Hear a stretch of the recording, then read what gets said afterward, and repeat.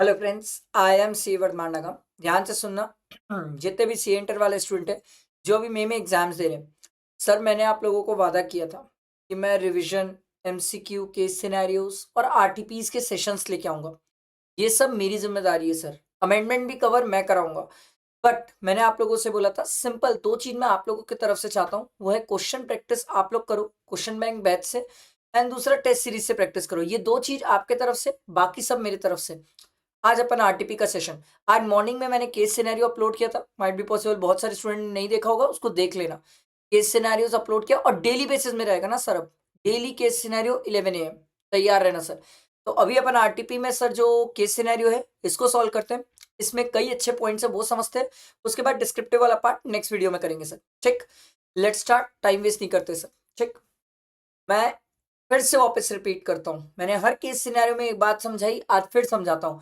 Sir case scenario पढ़ने का एक तरीका होता है। अगर आप ये पढ़ने का तरीका समझोगे तो ये बहुत हेल्प करेगा आपको एग्जाम में। आपको क्या करना होता है, कभी भी कोई भी केस सिनेरियो डायरेक्टली ऊपर मत पढ़ो। केस सिनेरियो पहले कोई सेंस नहीं बनेगा, कोई सेंस नहीं, टाइम वेस्ट होगा। आओ नीचे, पहले देखो नीचे वो बोल क्या रहा है। Mister Raj follows cash basis of accounting and he want to opt out of the default tax regime. मतलब ये नॉर्मल स्कीम ऑप्शनल में चलना चाहता है सर। ठीक, ये 115 बीएससी ऑप्ट नहीं करना चाहता और कैश बेसिस में बुक्स मेंटेन करता है। Based on the fact of the case scenario given above, choose the most appropriate answer to the following question। अब ध्यान देना सर, मैं आपको कुछ मस्त वाली बातें सिखाता हूँ। अब यहाँ पर अगर मैं ध्यान दूं तो कितने क्वेश्चन है सर? 6 क्वेश्चन नहीं, 6 नहीं, 5 क्वेश्चन है। दो टाइप के स्टूडेंट है। अगर आपका दिमाग चीजें क्यूमुलेटिवली डाटा याद रख सकता है तो आप क्या करो, पहले पूरे पांचों क्वेश्चंस पढ़ लो, फिर केस सिनेरियो पढ़ना स्टार्ट करो। कोई स्टूडेंट ऐसा है, नहीं सर मैं मतलब इतनी सारी चीजें एक साथ याद ही रख सकता, बार बार फिर मुझे देखना पड़ता है कि वो मुझसे पूछ क्या रहा है। तो बेटर है एक एक क्वेश्चन पढ़ो और ऊपर केस सिनेरियो पढ़ते जाओ। मैं बोलता हूँ एक साथ पूरे क्वेश्चन पढ़ लो फिर केस सिनेरियो पढ़ो, सेफ साइड में रहोगे। उससे फायदा क्या होता है, जब आप कभी कोई क्वेश्चन पहले पढ़ते हो ना तो आप अपने दिमाग को गाइड करते हो कि भाई सुन, मेरे से मेरे को इस केस सिनेरियो में इस चीज से रिलेटेड सोचना है। फिर आपका दिमाग क्या होता है, उसी चीज से रिलेटेड प्रोविजन सोचना स्टार्ट करता है। तो क्वालिटी ऑफ सर्चिंग आंसर जो होती है ना वो बहुत अच्छी हो जाती है। आप अप्लाई करके देखो, एक केस सिनेरियो दो केस सिनेरियो में अप्लाई करके देखो, बहुत कॉन्फिडेंस आएगा इससे आपको। ठीक, चलो इसमें तो मैं आपको अप्लाई करके दिखाता हूँ सर। देखो हमसे क्या पूछा, हमसे चाहता है रेसिडेंशियल स्टेटस। ठीक है भाई, मिस्टर राज है, उसका रेसिडेंशियल स्टेटस बता दो प्रीवियस ईयर 24-25 का। सर हमें कैपिटल गेन भी बोला है sir. Nice, on the sale of debenture, thank God debenture है ये। अगर लैंड बिल्डिंग होता तो फिर मैं डेट पे लड़ता सर, अमेंडमेंट पे। ये तो सेल ऑफ डिबेंचर वाला है। ठीक है भाई, फिर हमें ग्रॉस टोटल इनकम भी बोला है सर मिस्टर राज की। उसके बाद अमाउंट ऑफ डिडक्शन, मतलब ऊपर को डिडक्शन वाली बात है, इसलिए 115 बीएससी से बाहर निकले सर, ऑप्ट किए। अदरवाइज ये डिडक्शन वाला क्वेश्चन इरेलीवेंट हो जाता। फिर हमें टैक्स लाइबिलिटी भी बोला है, तो हमें टैक्स लाइबिलिटी तक पहुंचना है सर। चलो लेट स्टार्ट, टाइम वेस्ट नहीं करते, देखते हैं केस सिनेरियो। ठीक है, क्या बोलता है देखो। मिस्टर राज एज 38 ईयर्स। एक बात हमेशा याद रखना, एज हमेशा काम की होती है। टैक्स लाइबिलिटी निकालना है, इंडियन सिटीजन है, रेसिडेंशियल स्टेटस के लिए काम का है, is carrying on the manufacturing business in Canada. He frequently visit India for the small business purpose on a regular basis. ये इंडिया आता है रेगुलर बेसिस के लिए, रेगुलर बेसिस में बिजनेस पर्पस के लिए। He was in India for the first time 21-22 for 190 days, 22-23 for 145 days and 23-24 for 155 days। ठीक है, ये इतने दिनों के लिए इंडिया आया है। ठीक है भाई, उसके बाद afterwards he decided to choose he decided to close his business in Canada and shift permanently in India। Nice, ये परमानेंटली इंडिया में आ गया। So he came to India on 1/11/2024 and started a business in Mumbai. तो sir ये 1/11/2024 को India में आ गया परमानेंट बेसिस पे। तो सर ये नवंबर में आ गया, तो नवंबर के हो गए 30, दिसंबर 31, जनवरी 31, फेब 28, मार्च 31। कितने दिन हो गए sir? 30 plus 31, 31 plus 31 plus 28 plus 31।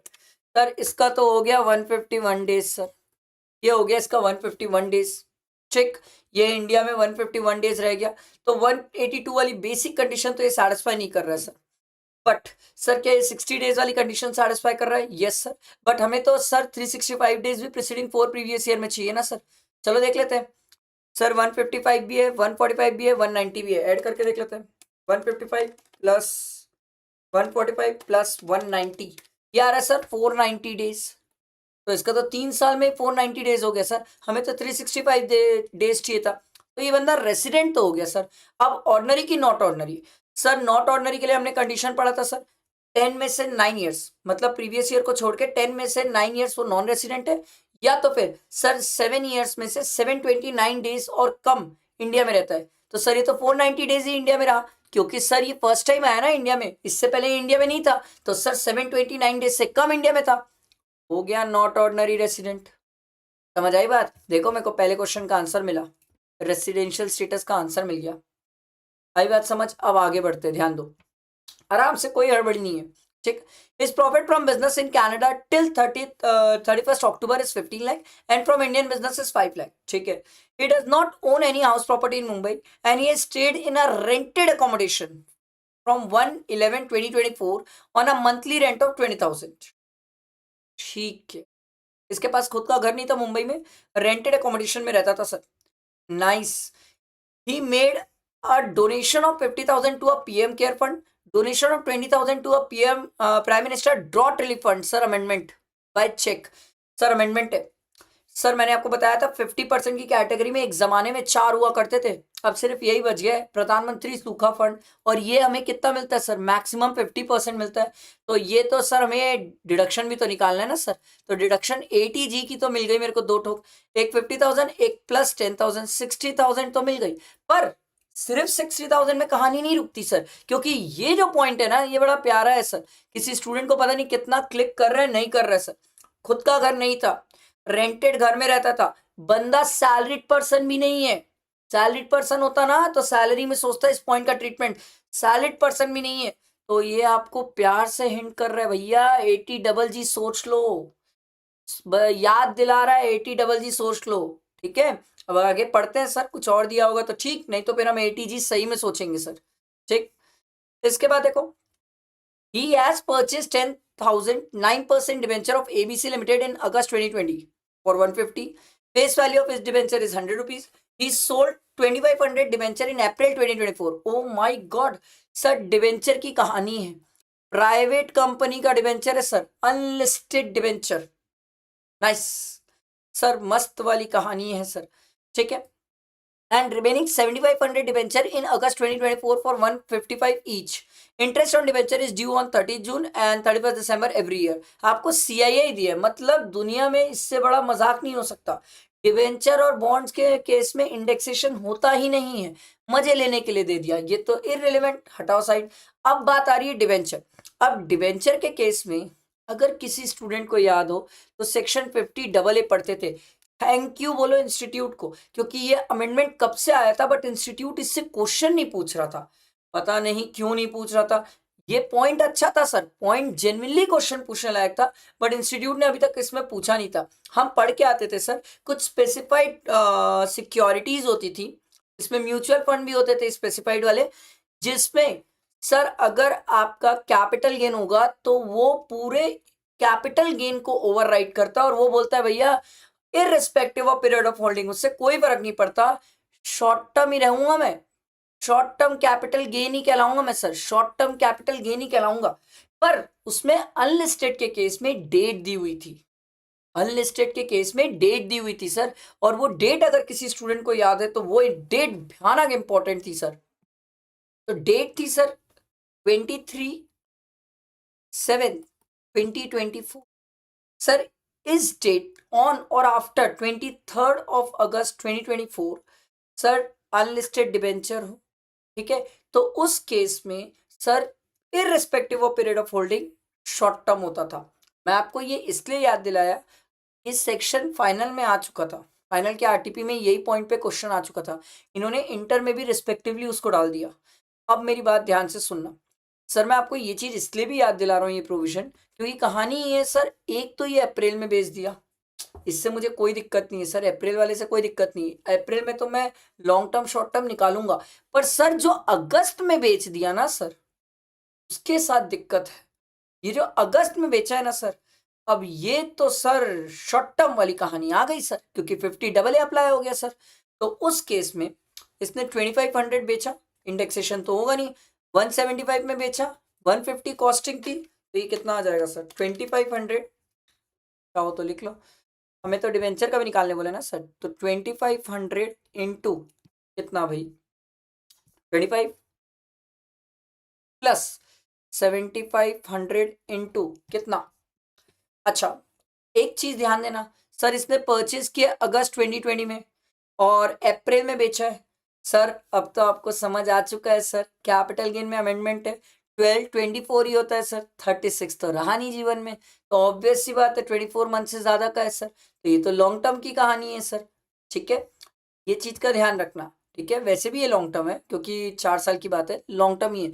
तो सर ये हो गया लॉन्ग टर्म कैपिटल गेन, और ये आएगा sir short term capital gain. ये ध्यान रखना सर, क्योंकि ये 50AA वाला है और ये वाला नॉर्मल वाला है। ठीक है, ये थोड़ा ध्यान रखना। तो ये कितना हो जाएगा, कितने में बेचा है 155 में, तो 5 रुपए एक्स्ट्रा में बेचा है, 25 कर लेते, तो ये कितना आएगा sir 2500 into 25, 62,500 and 7,500 into 5, 37,500। Memory recall आई कैसे हो रहा है, 2500 इंटू 25 मेमोरी प्लस ये 62,500 प्लस 7,500 इंटू 5, 37,500, तो टोटल मिला के 1 लाख का गेन आ रहा है सर।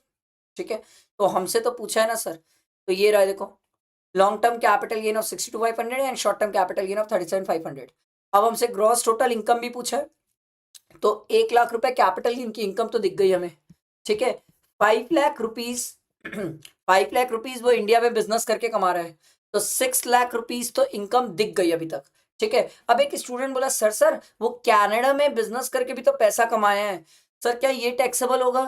नहीं, income accrue outside India, received outside India from a business controlled outside India, sir ये नॉट ऑर्डिनरी रेसिडेंट के केस में टैक्सेबल नहीं होता है, नहीं होता है। ये मैंने स्टूडेंट को रेसिडेंशियल स्टेटस में बहुत अच्छे से सिखाया सर, ये नहीं होगा। तो 6 लाख तो ये मेरी इनकम दिख गई, बट एक खास बात और है, एक इनकम और है, क्योंकि वो सामने से आपको ये चीज हाईलाइट करके बताया है, पता नहीं कितना ध्यान दे रहे हैं sir. Interest on debenture is due on 30 June and 31 दिसंबर, और वो कैश बेसिस में बुक्स मेंटेन करता है। अब मेरी बात ध्यान से सुनना, बहुत ध्यान से सुनना सर, ये जो 2500 डिबेंचर्स थे, इसको इसने अप्रैल में बेच दिया, फाइन, बट ये जो 7500 डिबेंचर है, इसको इसने अगस्त में बेचा।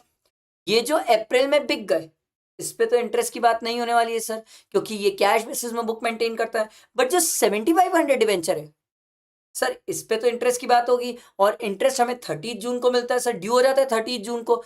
तो सर हम तो अगस्त में बेचे हैं ना सर, तो हमें तो 7500 डिबेंचर में इंटरेस्ट मिलेगा सर। कितना मिलेगा, 6 मंथ्स का मिलेगा, 9% इंटरेस्ट तो साल भर का है। तो मैं क्या करूंगा sir, 7500 into 100 face value into 9% divide by 2, कितना आ जाएगा 7500 इंटू 100 इंटू 9% डिवाइड बाई 2, ये आ रहा है सर 33750। इतना मुझे इंटरेस्ट मिलेगा, ये इंटरेस्ट टैक्सेबल है सर, ये इंटरेस्ट टैक्सेबल है। तो ये 6 लाख तो मैं इनकम निकाल लिया था, प्लस 33750, तो ये आ गया सर 633,750। इतनी इनकम बन गई सर इसकी। और कोई इनकम दिखी ना? इसके बाद तो ये वाली जो बात थी, ये तो डिडक्शन वाली बात थी, ये तो डिडक्शन में देखेंगे सर, ये डिडक्शन है। हमसे पूछा ना नेक्स्ट क्वेश्चन, तो यही था ग्रॉस टोटल इनकम, तो ग्रॉस टोटल इनकम 633,750। समझ आया, क्लियर हुआ ये?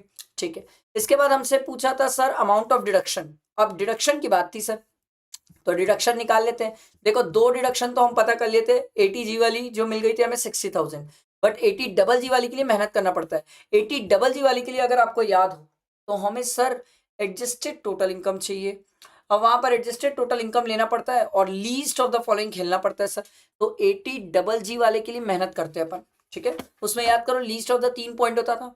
एक पॉइंट होता था सर कि रेंट जितना भी आप पे कर रहे हैं, अच्छा ये रेंट पे करता है ना, देखो ये देखो 20,000 रेंट पे कर रहा है सर, नवंबर से रेंट पे कर रहा है, तो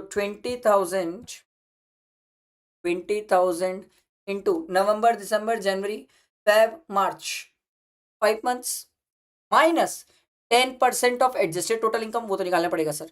ठीक, दूसरा 25% ऑफ एडजस्टेड टोटल इनकम, वो भी निकालना पड़ेगा सर। तीसरा 5000 होता था इनटू कितने मंथ्स है सर, कितने मंथ्स है, 1 मिनट 5 महीने अभी तो गिने सर 5, तो ये आ गया 25,000।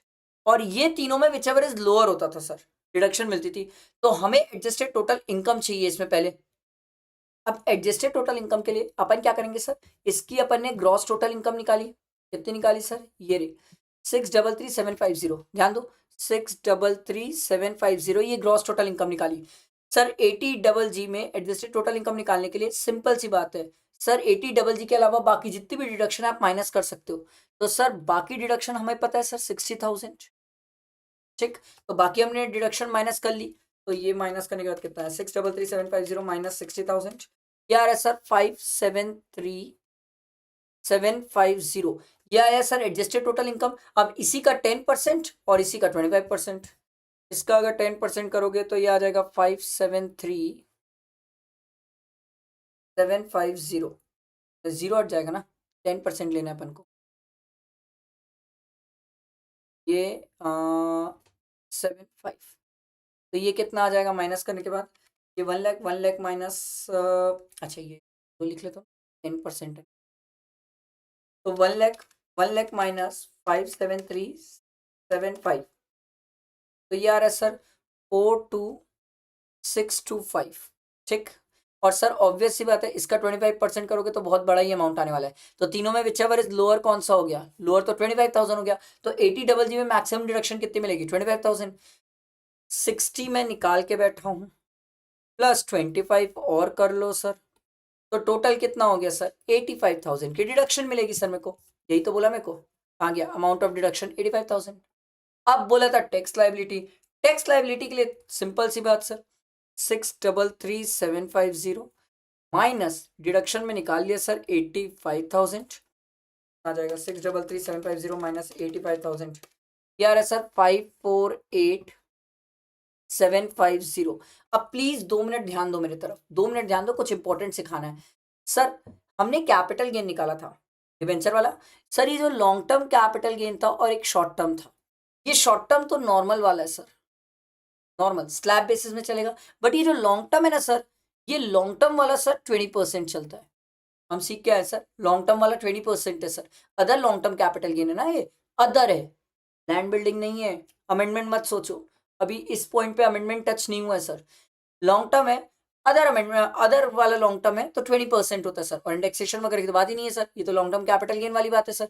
तो 62,500 का 20%, 1 मिनट, अपन क्या करेंगे इसमें से 62,500 हटा देते हैं सर, क्योंकि ये लॉन्ग टर्म कैपिटल गेन है, इस पे तो 20% फिक्स्ड है, ये 20% ही रहेगा, ठीक है।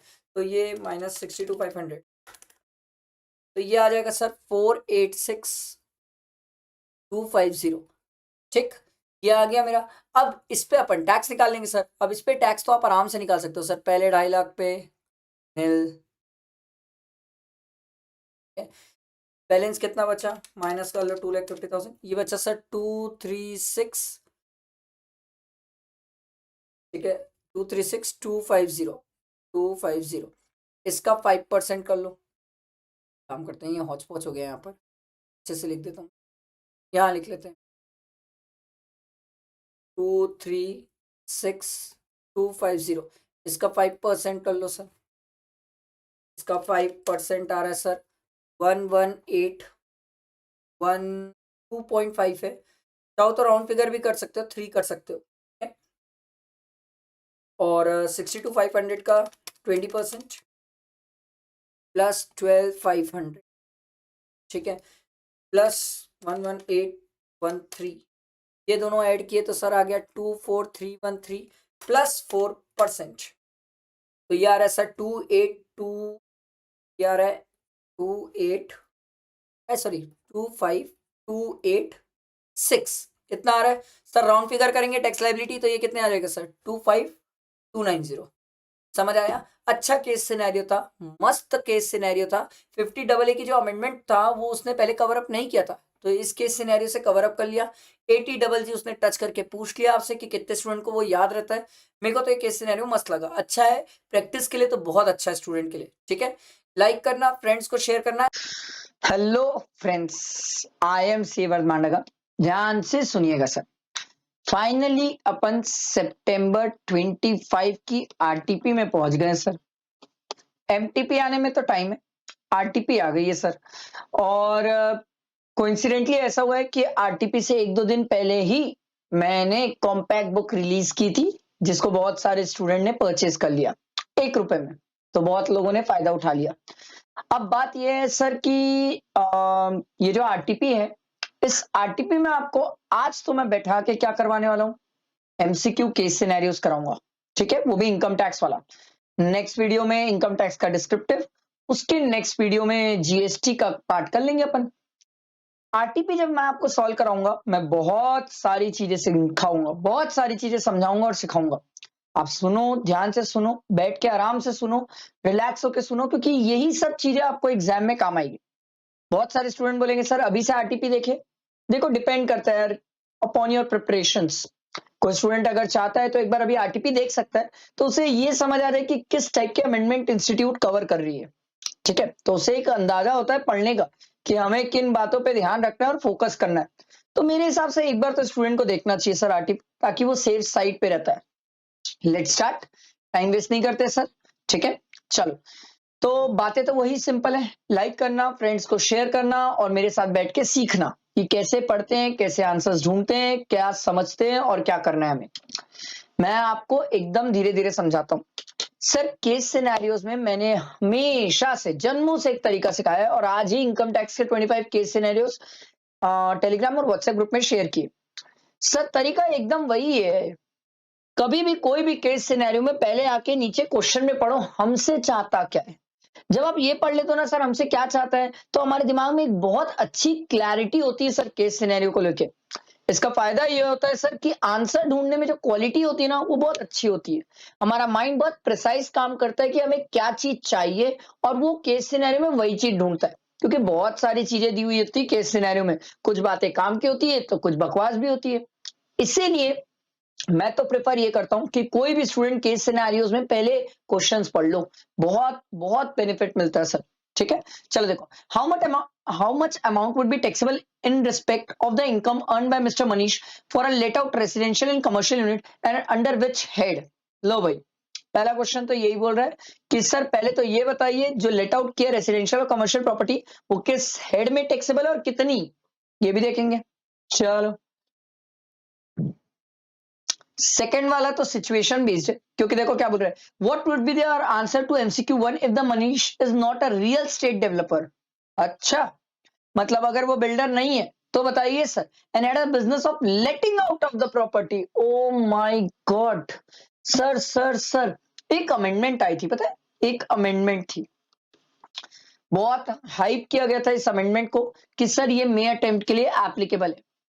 मैंने स्टूडेंट्स को मे अटेम्प्ट में बोला था, नहीं ये अमेंडमेंट मे अटेम्प्ट के लिए एप्लीकेबल नहीं है, ये सितंबर और जनवरी के लिए एप्लीकेबल होगी, ठीक। बहुत सारे स्टूडेंट ने मेरी बात मानी, बहुत सारे स्टूडेंट ने वो अमेंडमेंट छोड़ा, नाइस, मे में तो छोड़ दिए चलेगा।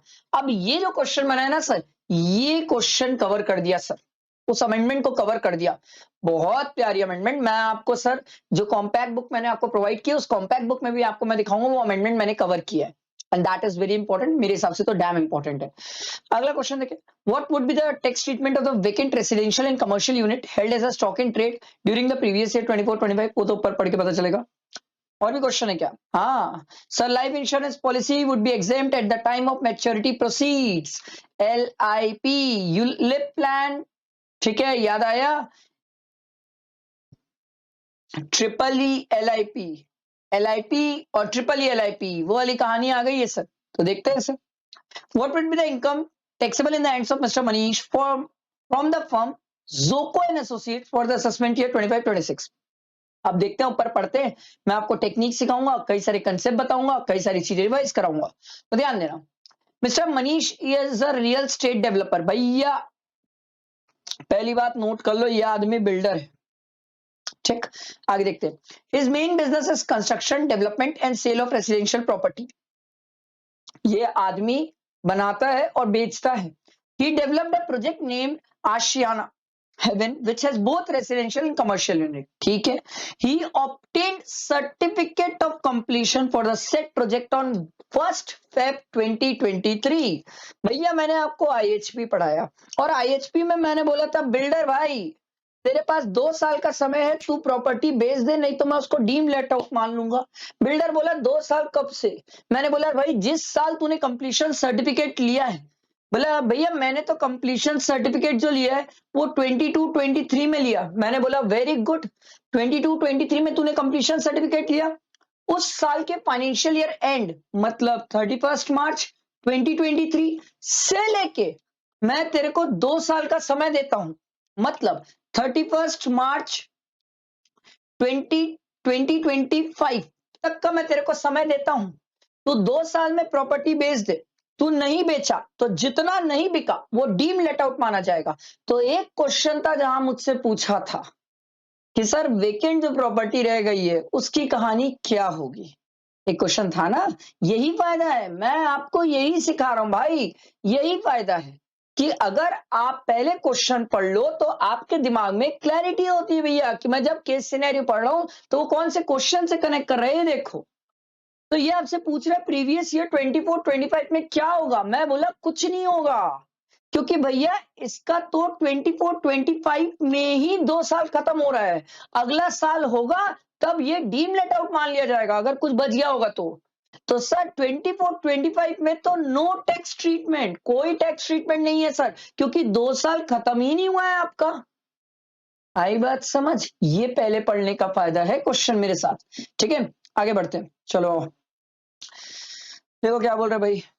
He sold majority of the units. Thank you. However, 15 residential unit and 10 commercial units were not sold and held as a stock in trade. इन्हीं की बात कर रहा था सर, इन्हीं के बारे में पूछ रहा था क्या ट्रीटमेंट करोगे भाई, बता दिया हमने। To earn some income from such unit, he let out 10 residential unit and 5 commercial unit from 1st May. भैया 1 मई से लेट आउट किए, तो जब अपन रेंटल इनकम निकालेंगे ना तो ये बात का ध्यान रखना 11 मंथ्स का निकालना, 12 मंथ्स का मत निकाल देना। ठीक है, at 15,000 per month and 20,000 per month each respectively. Expected rent भी दिया हुआ है भैया, of each residential unit is 14,000 and 22,000 for each commercial unit. ये रेसिडेंशियल के लिए, कमर्शियल के लिए। तो देखो भाई इसने रेसिडेंशियल 15,000 में दिया है, एक्सपेक्टेड रेंट क्या है 14,000। बचपन में सीखे थे, अब तो मैं इसको आईएचपी का बचपन ही बोलता हूं sir. Expected rent residential unit, commercial unit, residential unit का एक्सपेक्टेड है 14,000, ARR है 15,000। ठीक है, और कमर्शियल का है सर एक्चुअल 20,000 और एक्सपेक्टेड 22,000। कहानी समझ आ रही है सर? अब इसके बाद ये बोल रहा है सर, इसके बाद तो कहानी अलग हो गई, फॉर्म वाली वो बाद में देख लेंगे। अब मैं आपको यहां पर इसलिए रोक रहा हूं सर, ये बोल रहे ऑल यूनिट्स आर आइडेंटिकल, ठीक है, पर आप समझो ना सर, हमारा पहला क्वेश्चन तो यही था, how much amount would be taxable in respect of the income earn by mister Manish for the late out residential and commercial unit under which head. भैया जो रेसिडेंशियल और कमर्शियल यूनिट इसने लेट आउट किया है वो कौन से हेड में जाएगा? तो एकदम सिंपल, अब ये क्वेश्चन और इसके साथ ये वाला क्वेश्चन भी है। दूसरे वाले केस में ये बिल्डर नहीं है और पहले वाले केस में ये बिल्डर है, ये बात समझना होगा आपको। दूसरे वाले केस में ये बिल्डर नहीं है, पहले वाले केस में ये बिल्डर है, और बिल्डर ने सर कमर्शियल रेसिडेंशियल दोनों को किराए पे दिया, और अगर बिल्डर ने दोनों को किराए पे दिया तो दोनों से जो इनकम होने वाली है कहां जाएगी, यही तो बात है। अब सरकार बोली सुनो भाई, यही तो हम आपका अमेंडमेंट में कवर करना चाहते थे और यही हम आपको सिखाना चाहते थे कि भैया जब ये बिल्डर है और ये रेसिडेंशियल यूनिट, ठीक है, रेसिडेंशियल यूनिट या कमर्शियल यूनिट दोनों किराए पे देता है तो उससे जो रेंटल इनकम होगी वो जाएगी आईएचपी में।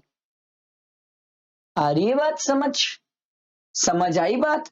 और जब ये बिल्डर नहीं है, जब ये बिल्डर नहीं है, रियल स्टेट डेवलपर नहीं है, तो ये आम आदमी है, और आम आदमी ठीक है, बिल्डर नहीं है ये, आम आदमी है। और जब आम आदमी है मनीष, तो सरकार ने बोला इस बार दो अलग अलग कहानी हो गई भैया।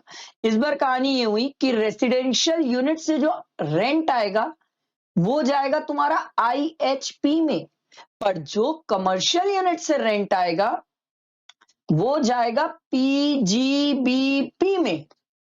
यही तो अमेंडमेंट है जो मैं आपको दिखाना चाहता हूं।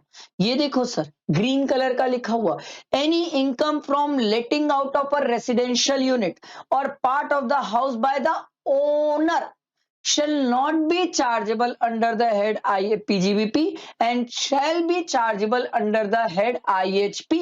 रेसिडेंशियल यूनिट किराए पे दिया, residential unit bye the owner, अगर रेसिडेंशियल यूनिट किराए पे दे रहा हूं तो पीजीपी में नहीं जाएगा, कहां जाएगा?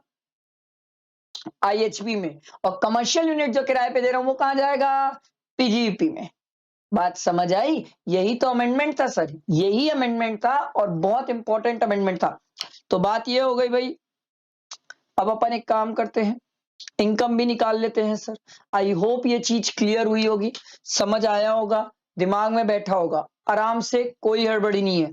सर बिल्डर के पास घर था, बिल्डर को हमने 2 साल का समय दिया था, तो भैया 2 साल में लेट आउट कर ले, नहीं तो हम उसे डीम लेट आउट मानेंगे। और डीम लेट आउट माने तो कहाँ टैक्सेबल हो जाएगा? सरकार बोली तुम बैठो भैया, तुम चाहे रेसिडेंशियल हो कमर्शियल हो, तू कहाँ आएगा? IHP में आएगा।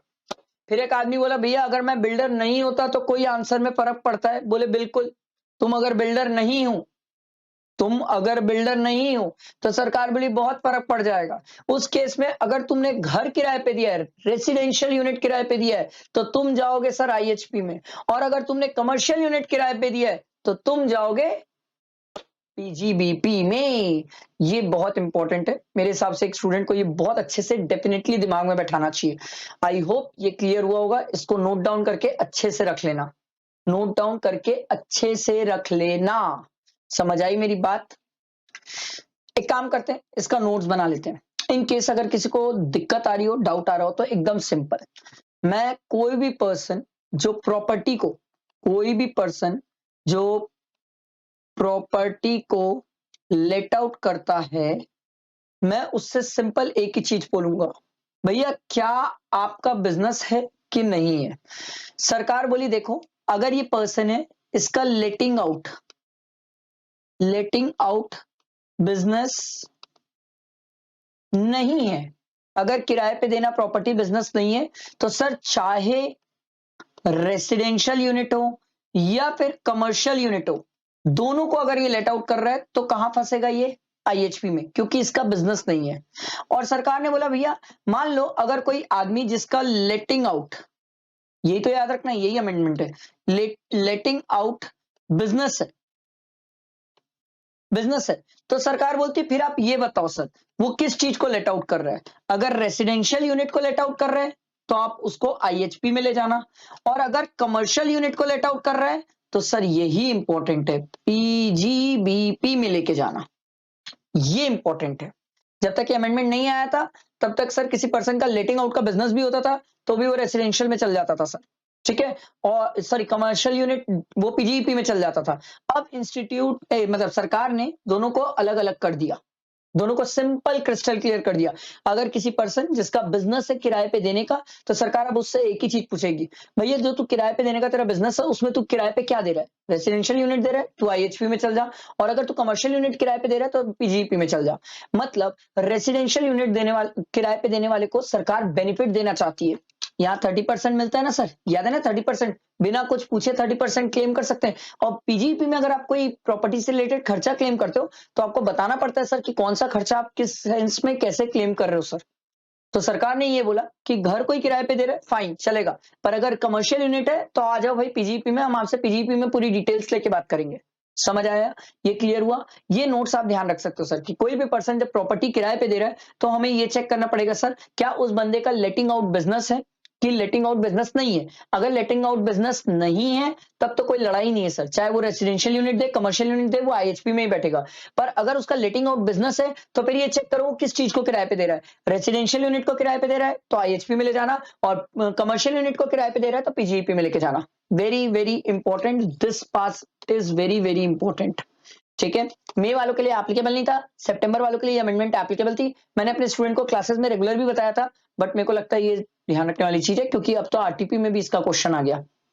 ठीक है, चलो तो फाइनली सर पहला वाला केस जहां पर वो बिल्डर था, उसका लेटिंग का बिजनेस नहीं था, लेटिंग का बिजनेस नहीं था, तो सर चाहे रेजिडेंशियल यूनिट हो चाहे कमर्शियल यूनिट हो, दोनों के केस में ये कहा जाएगी इनकम आईएचपी में। तो पहला तो ये क्लियर है कि इनकम कहां जाने वाली है, आईएचपी में, ये क्रिस्टल क्लियर है। बाकी इनकम हम निकाल लेते हैं सर, चलो इनकम निकाल लेते हैं। तो इनकम ये है sir 10 residential unit 5 commercial unit. ठीक है, अच्छा ये तो याद है ना सर बचपन में दोनों में whichever is higher lower खेलना, तो दोनों में whichever is higher, higher हमारा जीएवी आ जाता था सर, दोनों में विच एवर इज हायर, यहाँ 15,000 यहाँ हो जाएगा 22,000 इंटू 11 मंथ्स, इंटू 11 मंथ्स, तो ये कितना आ जाएगा 15,000 इंटू 11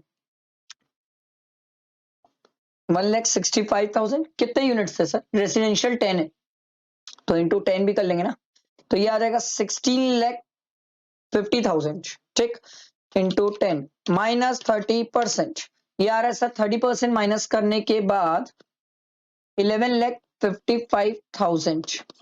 आई बात समझ।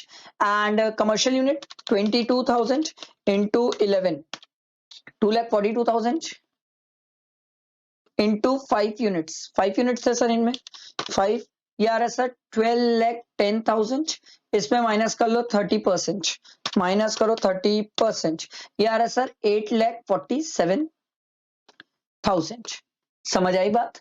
बहुत प्यारा क्वेश्चन, मेरे हिसाब से बहुत इंपॉर्टेंट, मैंने जो आपको नोट्स बनाए वो शायद मेरे हिसाब से बहुत काम आए सर। क्लियर हुआ ये सबको। दूसरा वाला केस ये था सर जहां पर वो सर रियल एस्टेट एजेंट नहीं है and has a business of letting out the property, और उसका किराए पे देने का बिजनेस है। अगर किराए पे देने का बिजनेस है तो सर जो रेसिडेंशियल यूनिट किराए पे दिया है, रेसिडेंशियल यूनिट जो किराए पे दिया है उससे जो इनकम होगी, रेसिडेंशियल यूनिट कहाँ गया भैया, इनकम निकाला था मैंने, ये रही रेसिडेंशियल यूनिट की इनकम, ये रेसिडेंशियल यूनिट की इनकम जाएगी आईएचपी में।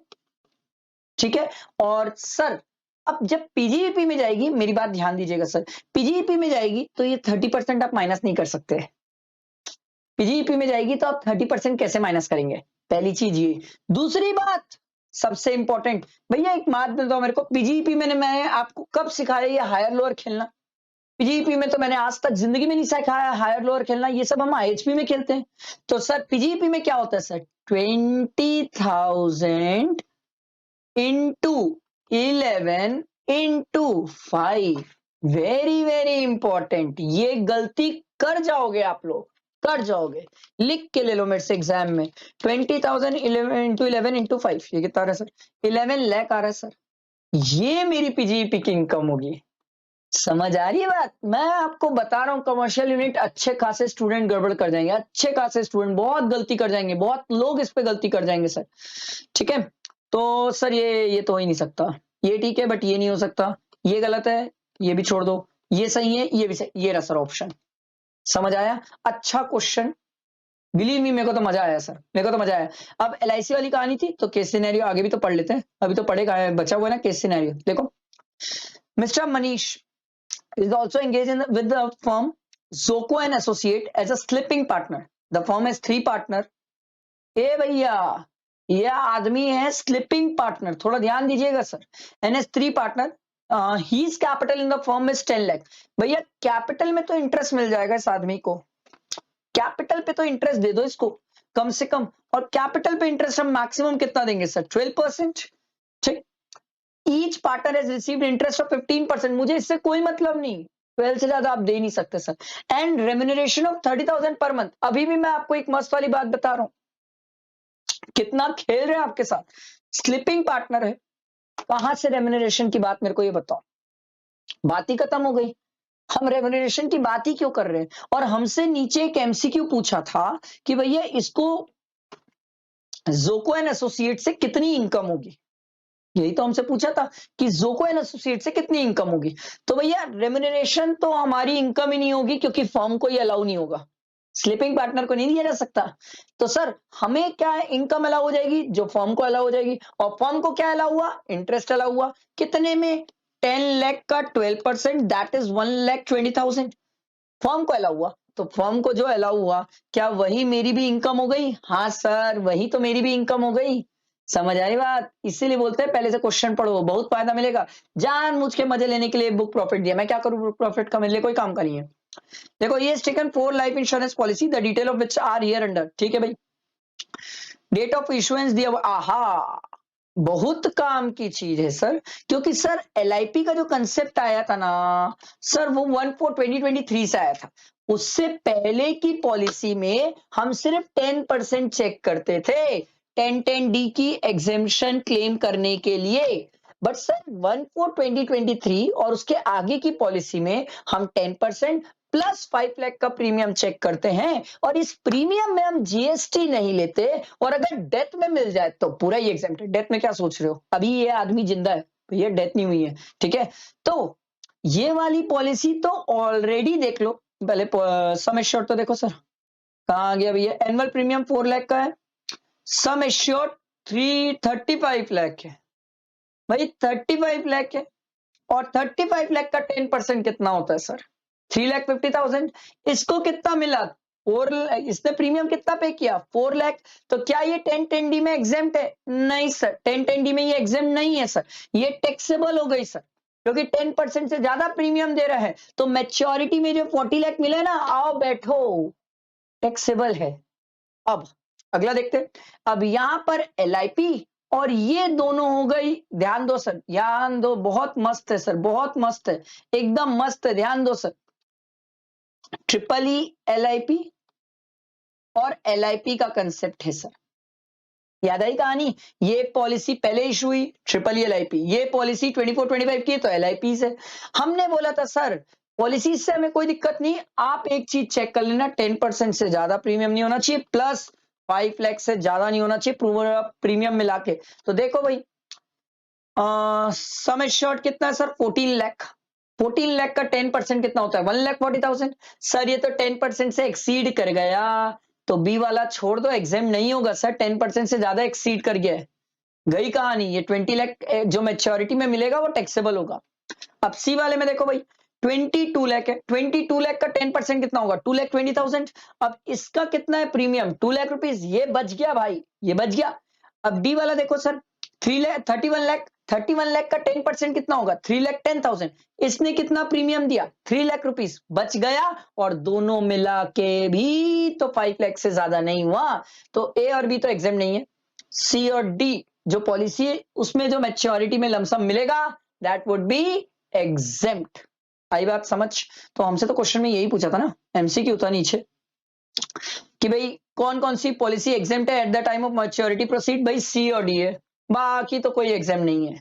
आई होप समझ आया होगा, मैंने बहुत अच्छे से एमसीक्यू समझाया आपको। ये जो चार्ट बनवा दिया, मेरे हिसाब से इस चार्ट को बनाए रखिएगा, अपने पास रखिएगा, this is very very important, ये आपको बहुत काम की चीज है सर, ठीक है। एंड इसके बाद फिर नेक्स्ट वीडियो में डिस्क्रिप्टिव वाला पार्ट कर लेंगे, ठीक है। लाइक आप लोगों के लिए सर आरटीपी का सॉल्यूशन लेके आ रहा हूँ, क्योंकि सर बहुत इंपॉर्टेंट होता है एक स्टूडेंट को समझना कि किस टाइप के, किस लेवल के और किस वैरायटी के क्वेश्चन इंस्टीट्यूट पूछ सकता है। अच्छी आरटीपी है, मैंने कुछ क्वेश्चंस देखे, अच्छे क्वेश्चन है, स्टूडेंट कंफ्यूज हो सकते हैं कुछ पॉइंट्स पे, तो मैं ये आपको पूरी आरटीपी सॉल्व कराऊंगा। इस वीडियो में तो पूरी नहीं कराऊंगा, इस वीडियो में आपको ये केस सिनेरियो कराऊंगा। पहले हम इनकम टैक्स वाला पार्ट करेंगे, फिर जीएसटी वाला पार्ट करेंगे, तो आपको मेरे साथ रहना है। बहुत अच्छे से मैं आपको चीजें एक्सप्लेन करूंगा, समझाऊंगा कि कहां कहां आप फंस सकते हो, क्या क्या कंसेप्ट्स इंपॉर्टेंट है एग्जाम्स के लिए। एंड मैंने सर टेलीग्राम में गूगल ड्राइव के लिंक शेयर किए, वहां पर आपको सब मिल जाएगा, सब कॉम्पैक्ट, कंपाइलर सब मिल जाएगा, मेरी summary book, question bank, chart book सब मिल जाएगा। Top 42 question, 46 question, amendment based questions सब वहां पर है सर, तो आप टेलीग्राम में जाके चेक करो, आपको सब मिलेगा। लेट्स स्टार्ट, टाइम वेस्ट नहीं करते सर, देखते हैं। मैंने आपको एक तरीका हमेशा से सिखाया है केस सिनेरियो पढ़ने का, and believe me one of the best तरीका है वो केस सिनेरियो पढ़ने का, और उससे एग्जाम में रिजल्ट्स भी आएंगे सर। तो आई होप आप मेरी बात सुनते हो और वो तरीका फॉलो करते हो सर। चलो, तरीका ये बोलता है सर, सबसे पहले नीचे आके क्वेश्चन पढ़ो, हमसे क्वेश्चन में चाहता क्या है। तो देखो क्वेश्चन में क्या बोल रहे हैं, compute the income chargeable under the head income from house property. तो ये तो पहले ही क्रिस्टल क्लियर हो गया कि मेरे को आईएचपी की इनकम निकालना है। Compute the income taxable under capital gain. Sir tax liability नहीं बोल रहा है, सिर्फ इनकम पूछ रहा है कैपिटल गेन की, ध्यान रखिएगा sir. Next sir, amount of tax credit to be available to mister Vivek for financial year 24-25 if tax has been deducted by the deductor. अगर डिडक्टर डिडक्ट किया होगा तो उसके इसमें उसको कितनी क्रेडिट मिल सकती है, प्यार से बोल दो। तो टीडीएस वाली बातें कर रहा है हमसे। नेक्स्ट आगे देखो, नेक्स्ट क्वेश्चन क्या है। नेक्स्ट हमसे बोल रहा है sir, mister Vivek receive the maturity proceed from both policy of 40 lakh and 27 lakh considering the most beneficial. देखना पड़ेगा सर, वो तो पॉलिसी वाली बात है, ऊपर पढ़े नहीं है तो कुछ बोल नहीं सकते। उसके बाद लास्ट क्वेश्चन बोल रहे हैं सर, टैक्स लाइबिलिटी भी बता दो सर मिस्टर विवेक की। उसके बाद तो नेक्स्ट क्वेश्चन स्टार्ट हो जाएगा। तो सर तरीका मैं आपको सिखा रहा हूँ, केस सिनेरियो कैसे पढ़ना है, कैसे आंसर निकालना है, प्लीज मेरी तरफ ध्यान देना, बहुत मजा आने वाला है सर। देखो एक लाइन तो हमारे अभी काम की है sir, mister Vivek is opted out of the default tax regime, मतलब ये नॉर्मल प्रोविजन से चल रहा है सर, ठीक है, ऑप्शनल स्कीम से चल रहा है सर, आप जिस नाम से इसको याद रखना चाहो सर। और आपको सीआईआई दिया है क्योंकि कैपिटल गेन वाली बात है सर, तो सीआईआई तो डेफिनेटली देगा सर, कंफ्यूज तो करेगा ना सर, कुछ तो तरीके से वो कंफ्यूज करेंगे आपको। तो देखो क्वेश्चन क्या बोलता है, mister Vivek Malhotra an Indian resident has 4 residential properties in India. भाई साहब पहले तो आप ये ध्यान दीजिए सर, ये बंदा इंडियन रेसिडेंट है, ठीक है, उसके पास 4 प्रॉपर्टीज है भाई, वो भी residential property. 2 of them are in Delhi, of which one is self occupied and second is let out। एक काम करते हैं, इसकी ना 4 प्रॉपर्टी की ना किस्से कहानी तैयार कर लेते हैं सर, ठीक है, तो हमारे लिए कन्वीनियंट रहेगा सर। 4 प्रॉपर्टी इसके पास, दिल्ली की बात हो रही है सर, पहले दिल्ली में 2 प्रॉपर्टी है, 2 में से इसने बोला सर एक प्रॉपर्टी है जो सेल्फ ऑक्यूपाइड है, 1 एसओपी है, इतना भी अपन पढ़े हैं सर।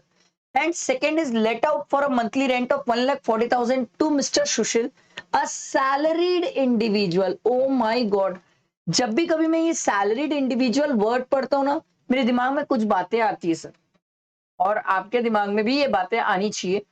अगर क्लिक कर रही है तो you had a very good gripping in income tax, फिर आपकी कनेक्टिविटी अच्छी है सर। सर सैलरीड पर्सन है, हमने जिसको रेंट पे दिया है वो सैलरीड पर्सन है। थोड़ा सा अगर आप मेरी बातें टीडीएस वाली ध्यान दो, तो टीडीएस में मैं आपको इसलिए याद दिला रहा हूं क्योंकि इस क्वेश्चन में मेरे को टीडीएस पूछा है नीचे, इसीलिए मैं आपको याद दिला रहा हूं, अदरवाइज तो मैं आपसे टीडीएस की बात करता भी नहीं सर। टीडीएस में 194 IB पढ़े थे सर, किसी को याद आ रहा है सर? सर आई में तो वो इंडिविजुअल एचयूएफ आते थे सर जिनका टर्नओवर एक्सीड करता है, बट सर आईबी में वो इंडिविजुअल एचयूएफ होते थे जिनका टर्नओवर की बात ही नहीं है, बेसिकली सैलरीड पर्सन आ जाते थे सर, ठीक है। तो ये मैं आपको इसलिए ध्यान दे रहा हूं क्योंकि हमें टीडीएस सोचना है सर। तो अगर आप चाहो तो यहीं पर सोच सकते हो कि सर 1,40,000 लिया है सर, सर मंथली रेंट है 12, ठीक है, इनटू 2%।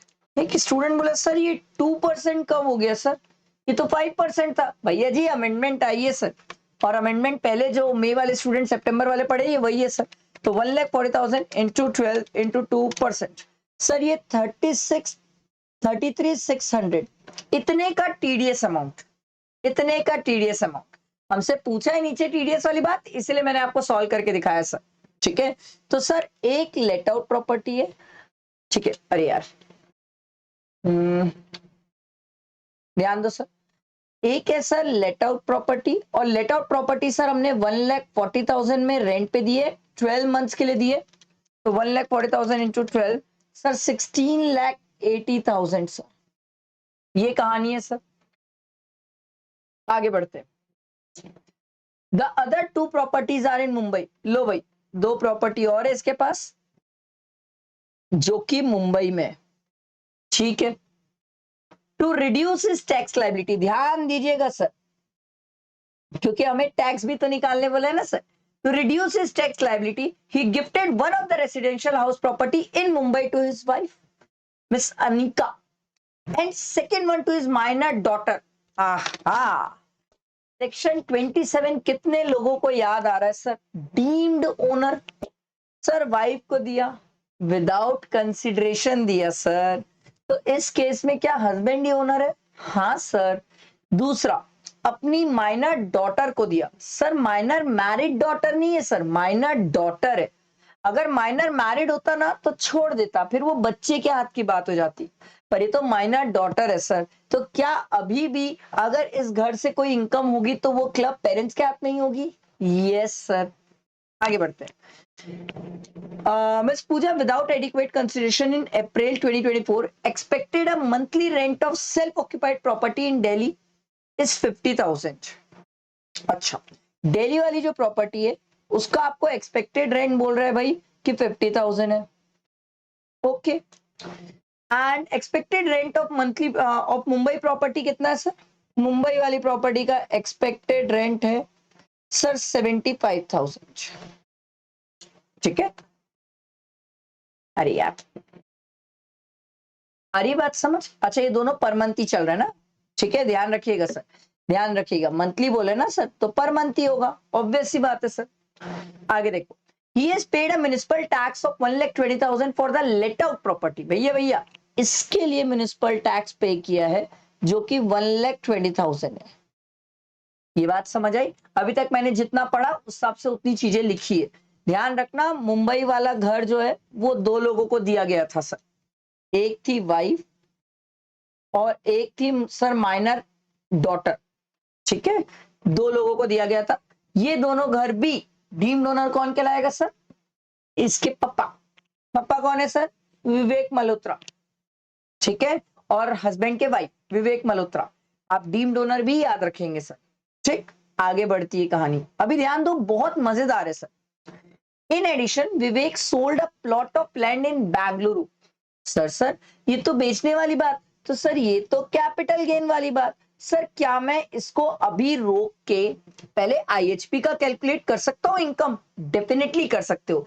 इसीलिए तो बोलता हूं पहले क्वेश्चन पढ़ा करो, उससे हमें पता होता है कि हमें क्या पूछा है, क्या निकालना है। उससे बहुत अच्छी थॉट प्रोसेस और माइंड क्लैरिटी होती है, बहुत अच्छे आंसर्स आते हैं सर। अब ध्यान दो सर, अगर आपको याद हो तो हमने सर सेक्शन 23(2) पढ़ा था, और जो 23(2) था उसने एक बात बोली थी सर, आप ना दो घर की वैल्यू नील ले सकते हो, बट दो से ज्यादा रहेगा तो डीम लेट आउट मान लिया जाएगा। तो मैं बोला सुनो भाई, मेरे पास एक घर तो वैसे ही लेट आउट में पड़ा हुआ है, कोई दिक्कत है नहीं सर। अच्छा, इनका मुंबई वाले घर का एक्सपेक्टेड रेंट कितना है? 75। दिल्ली वाले घर का एक्सपेक्टेड रेंट कितना है? 50,000। कुछ बात आपको समझ आ रही है मैं क्या बोलना चाह रहा हूं? आप समझो मेरी बात, आपको मैं कुछ सिखाना चाह रहा हूं। यही तो आपको सीखना है सर, कि सर हमारे पास बचे हुए 3 घर है सर। अब ये तीनों घर ही सर हमारे पास सेल्फ ऑक्यूपाइड है, लेट आउट नहीं है सर। पर सर हम तो 2 ही घर की एनुअल वैल्यू नहीं ले सकते, तो एक घर को तो डीम लेट आउट मानना पड़ेगा सर। तो सर आपके हिसाब से मैं कौन सा घर डीम लेट आउट मानूं? एक स्टूडेंट बोलेगा दिल्ली वाला मान लो सर, वहां तो रहते ही हो। मेरे भाई, मुंबई वाले घर में मेरा टैक्स ज्यादा आ रहा है। जब मुंबई वाले घर में मेरा टैक्स ज्यादा आ रहा है तो क्यों ना इन दोनों को सेल्फ ऑक्यूपाइड मान के नील करवा लूं, ज्यादा अच्छा है। दिल्ली वाले का तो एक्सपेक्टेड रेंट सिर्फ 50,000 है ना। Be smart. ये देखो, यहां पर आपसे प्रोविजन से ज्यादा दिमाग लगवा रहे हैं सर। वो आपसे चेक कर रहे हैं कि बच्चों का दिमाग कितना एनालिसिस करके, कितना वो प्रैक्टिस करके आया, और ऐसे दिमाग चलता है सर। जो स्टूडेंट सिर्फ प्रोविजन रख के गया वो तो फंस जाएगा यहाँ पर। इसीलिए बोलता हूँ प्रैक्टिस बहुत इंपॉर्टेंट है, करो अच्छे से प्रैक्टिस। तो सर हम क्या करेंगे, एक काम करते हैं सर, हम ना दिल्ली वाले घर को जो सेल्फ ऑक्यूपाइड था इसको डीम लेट आउट प्रॉपर्टी मान लेते हैं सर। तो अब उस केस में क्या होगा सर, एकदम सिंपल, ये पहला लेट आउट प्रॉपर्टी इसका निकाल लेते हैं और ये डीम लेट आउट का निकाल लेते हैं। तो सर 16,80,000 हमने निकाला था, माइनस 1,20,000 म्युनिसिपल टैक्स, माइनस 30% कर लो। तो सर ये इसका आ जाएगा 10,92,000। ठीक है, और यहां पर सर 50,000 इंटू 12 माइनस 30% कर लो, स्टैंडर्ड डिडक्शन तो लोगे ना सर। 50,000 इंटू 12 माइनस 30%, तो ये आ रहा है सर 4,20,000। अब दोनों इनकम को ऐड कर लो तो हमारी आईएचपी की इनकम आ जाएगी सर। ये आ रही है सर 15,12,000। समझ आया कैसे निकाला? ये दिमाग में बैठा, क्लियर हुआ? चलो आओ, पहला आंसर तो मिल गया सर हमसे। पहला आंसर ये था सर 15,12,000। Crystal clear? आगे बढ़ते हैं सर। अब आओ, in addition Vivek sold a plot of land in Bengaluru on 1912। वो भाई साहब कब बेचा है ध्यान दो भाई, कब बेचा है ध्यान दो।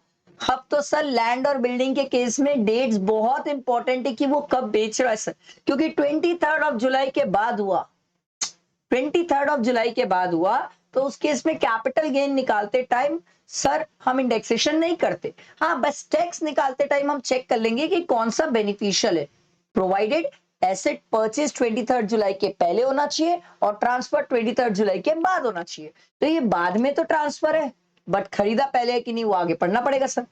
49 lakhs में बेचा सर। आगे बढ़ते, for which he has paid 1% brokerage on the sale consideration. तो 49 लाख, इसका 1% हम निकाल लेंगे सर, ठीक है ध्यान रखना सर, ये 49 लाख है, इसका 1% आप निकालेंगे sir. The stamp duty value on the date of sale was 55 lakh, ठीक है। तो सर हमने ना एक बात सीखी है सर, और बहुत अच्छे से सीखी है सर, सेक्शन 50C ने हमें बहुत अच्छे से सिखाया है सर, कि आप क्या करो, सेल कंसिडरेशन प्लस 10% करो। तो sir sale consideration 49 lakh plus 10% करेंगे तो ये कितना आ जाएगा, 49 लाख प्लस 10%, ये आ जाएगा सर 53.9। अब आप लिखो सर स्टैम्प ड्यूटी वैल्यू जो कि हमारी 55 लाख है, और चेक करो क्या इसके बीच में फॉल कर रही है, नहीं सर हमारी स्टैम्प ड्यूटी वैल्यू तो कहीं ज्यादा है सर। तो सर हमारा सेल कंसिडरेशन कितना हो जाएगा, 55 लाख। अब जब ये 55 लाख है तो बात तो सर यहां पर भी ध्यान दो ना सर, टीडीएस आ जाएगा ना सर, 194 IA, टीडीएस की कहानी याद आ रही है सर, 55 लाख है सर, 50 लाख से ज्यादा है सर, क्या 1% का टीडीएस है, यस सर। तो 55 लाख इंटू 1% कितना आ जाएगा सर, ये तो 55,000 आ जाएगा सर, समझ आ रही है बात। तो आपको दो टीडीएस का अमाउंट तो मिल गया, एक 55,000 और एक ऊपर आपने निकाला था सर, वो दो अमाउंट टीडीएस के हो गए, देखते हैं आगे और भी होगा। तो this plot of land was purchase by him in 1992 for 3 lakh. हे भगवान, तो चलो भाई 1/4/2001 की हमें फेयर मार्केट वैल्यू और स्टैम्प ड्यूटी वैल्यू दोनों चाहिए sir. Fair market value and the stamp duty value of the plot of land on 1 April 2001 was 7.2 lakh and 7 lakh respectively. तो सर हम तो बोल के आए थे सर स्टैम्प ड्यूटी वैल्यू से ज्यादा वैल्यू तो हम ले ही नहीं सकते सर, तो हमारी स्टैम्प ड्यूटी वैल्यू कितनी है, 7 लाख। तो सर ये 7 लाख की हमारी क्या हो जाएगी सर, कॉस्ट ऑफ एक्विजिशन। आप ध्यान दीजिएगा सर, क्या लैंड और बिल्डिंग 23 ऑफ जुलाई के पहले परचेज है, हाँ सर। सर क्या ट्रांसफर 23 जुलाई के बाद है, हाँ सर। तो उस केस में सर जब आप कैपिटल गेन निकालोगे तो इंडेक्सेशन नहीं करना सर, तो हमें क्या करना पड़ेगा सर, 55 लाख माइनस 1% ब्रोकरेज। अच्छा 1% किसका निकालेंगे सर, 49 लाख का। तो 1% 49 लाख का कितना आ जाएगा सर, 49,000 आ जाएगा, ये आप माइनस कर लो, 55 लाख माइनस 49,000, ये आ रहा है सर 51,000 माइनस सर हमने कितने में खरीदा सर, 7 लाख सर, तो 7 लाख इसमें से माइनस कर लो, ये आ रहा है सर 47,51,000, ये हमारा कैपिटल गेन टैक्सेबल आ गया। आगे बढ़ते, mister Vivek invested 12 lakhs in RECL bonds on 15/7। ओ भाई साहब आपको हम 54 EC दे देते, पर आप ट्रांसफर की डेट से 6 मंथ के अंदर तो इन्वेस्ट करते, सर आपने तो इन्वेस्ट ही नहीं किया 6 मंथ, आप लेट हो सर 6 मंथ से, कैसे दें आपको 12 लाख का, 54 EC में एग्जेम्पशन नहीं दे पाएंगे। तो सर हमारा कैपिटल गेन कितना आ जाएगा सर, हमारा कैपिटल गेन टैक्सेबल 47,51,000 आ गया। समझ आया कैसे हो रहा है, इसीलिए बोलता हूं प्लीज पहले क्वेश्चन पढ़ा करो, बहुत फायदा होता है। आगे देखो, further he has taken a life insurance policy A on 15/5/2023 and a policy B on 1/7/2023 for 10 years and a sum assured was 35 lakh and 25 lakh. Annual premium was 3.5 lakh and 2.5 lakh respectively. तो देखो एक simple सी बात है sir, हम eligible LIP और triple LIP ये concept हम पढ़े थे, हमने बोला था सर अगर कोई पॉलिसी 1/4/2023 के बाद इशू हुई है और उस केस में आपका जो प्रीमियम है वो 10% ऑफ द सम एश्योर्ड से ज्यादा नहीं होना चाहिए, सर नहीं है सर, ये देखो सर 35 लाख का 10% और 25 लाख का 10%, 2.5 लाख, 10% से तो ज्यादा नहीं है सर। दूसरा सर एंड लिखा था, एंड आपका जो एग्रीगेट प्रीमियम है अगर आपने एक से ज्यादा पॉलिसी ली है तो 5 लाख से ज्यादा नहीं होना चाहिए। सर ये तो 3.5 और 2.5 हो गया 6 लाख। सर ज्यादा हो गया सर ये तो ज्यादा हो गया। आप कैसे करें सर? उस केस में आप एक पॉलिसी को एग्जेम्प्ट क्लेम कर सकते हो और दूसरी पॉलिसी को टैक्सेबल क्लेम कर सकते हो। अब एक स्टूडेंट बोला सर कौन सी वाली पॉलिसी को एग्जेम्प्ट क्लेम करूं? भाई जिसमें तेरा मैच्योरिटी में प्रोसीड्स ज्यादा मिलने वाला है उसको तो एग्जेम्पशन में क्लेम कर ले, और जिसमें तेरे को मैच्योरिटी में प्रोसीड में कम मिलने वाला है उसको तू टैक्सेबल क्लेम कर ले। तो इन शॉर्ट में अगर कहना चाहूं तो 3.5 लाख को आप 3.5 लाख वाली जो पॉलिसी है उसको आप एग्जेम्प्ट क्लेम कर लो और 2.5 लाख वाली पॉलिसी को टैक्सेबल क्लेम कर लो। मैं आपको ये इसलिए बताया क्योंकि नीचे हमारा एक क्वेश्चन है सर। आइए नीचे वो क्वेश्चन देखते हैं sir. In the financial year 33-34 जब लमसम पैसा मिलेगा, mister Vivek receive the maturity proceed from the policy for of 40 lakh and 20 lakh respectively. तो आप बताइए सर कौन सा ऑप्शन बेनिफिशियल है? मैं बोला भाई ए वाले को एग्जाम ट्रीट कर ले, सोच क्या रहा है? ए वाले को आंख बंद करके एग्जाम ट्रीट कर क्योंकि 40 लाख मिलने वाला है, बी वाले से तो 27 लाख ही मिलेगा, अपन कंसीडर कर लेंगे उसको टैक्सेबल। समझ आया? हमने ये क्यों किया? क्योंकि दोनों मिला के प्रीमियम 5 लाख से ज्यादा चली गया था। आई बात समझ? क्लियर हुआ? इसीलिए बोलते हैं पहले क्वेश्चन पढ़ो, क्वेश्चन पढ़ लो तो ये क्लैरिटी कितनी अच्छी होती है सर केस सिनेरियोस बनाते टाइम। उसके बाद सर क्वेश्चन तो खत्म हो गया सर। लो भाई टीडीएस का अमाउंट भी तो फिर हमें पता ही है सर, एक तो था 55,000 जो हमने यहां निकाला और एक टीडीएस का अमाउंट ऊपर भी निकाला है सर 33,600। तो दोनों को ऐड कर लेते हैं, 55,000 प्लस 33,600 ये आ रहा है सर 88,600। लो भाई टीडीएस का भी आंसर आ गया सर 88,600। क्लियर हुआ? कैसे हुआ? आगे बढ़ते सर। अब हमसे फाइनली टैक्स लायबिलिटी पूछा है सर, इसके लिए थोड़ी मेहनत तो करनी पड़ेगी सर। हमने आईएचपी की इनकम निकाली है सर 15,12,000 ऊपर, ठीक। अब एक स्टूडेंट के मन में क्वेश्चन आया, सर आपसे एक चीज पूछना था, एक बात बताओ, जब मैं लाइफ इंश्योरेंस पॉलिसी लिया हूं तो क्या इस पॉलिसी का डिडक्शन 80C में क्लेम कर सकता हूं? मैं बोला हाँ क्यों नहीं कर सकते सर, 80C में 1,50,000 अपन मैक्सिमम क्लेम कर सकते हैं प्रीमियम, और इसमें तो बोला भी है ना सर कि वो डिफॉल्ट टैक्स रिजीम से बाहर है सर, तो आराम से हम 1,50,000 क्लेम कर लेंगे। तो सर हमारी जो आईएचपी की इनकम है इसमें से हम 1,50,000 माइनस कर लेंगे, 15 लाख, अरे यार 12,000 माइनस 1,50,000 यार है सर 13,62,000। ये आईएचपी की इनकम। कैपिटल गेन में हमें मेहनत करनी पड़ जाएगी सर, बहुत मेहनत करनी पड़ेगी सर, क्योंकि 47,51,000 तो आ गया सर, इसका आप 12.5% कर लो। हमें तो देखना पड़ेगा ना which of the option is beneficial. तो 47,51,000 इंटू 12.5%, ये आ रहा है सर 593,875, ये आया सर। और दूसरा हमें निकालना पड़ेगा सर, कैसे निकालेंगे सर? 55 लाख माइनस 49,000 ब्रोकरेज, तो ये कितना आ गया था 55 लाख माइनस 49,000, 54,51,000 ये आ गया था सर। माइनस करेंगे sir index cost of acquisition, और इंडेक्स कॉस्ट कितनी है sir 7 lakh into 363 divided by 100, क्योंकि करंट ईयर का CII 363 है, तो 7 लाख, अबे 7 लाख इंटू 363 डिवाइडेड बाय 100, ये आ रहा है, इसको क्या हो जाता है 100, ये आ रहा है सर 254,100,000।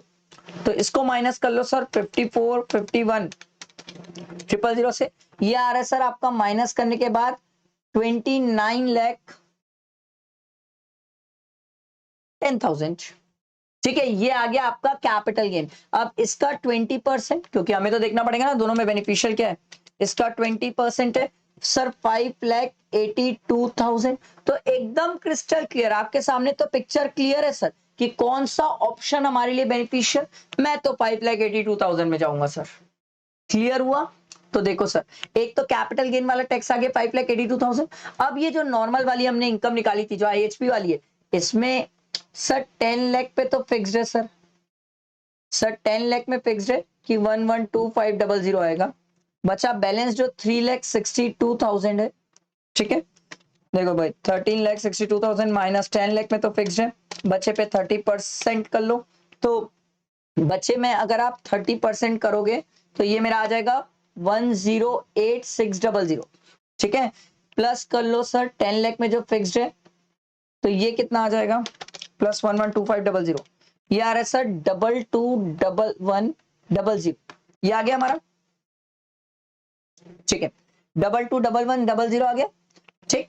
अब इसको हम कैपिटल गेन के टैक्स के साथ ऐड कर लेते हैं, तो सर कैपिटल गेन का टैक्स है हमारा प्लस 5,82,000, तो ये आ जाएगा सर ऐड करने के बाद 803100।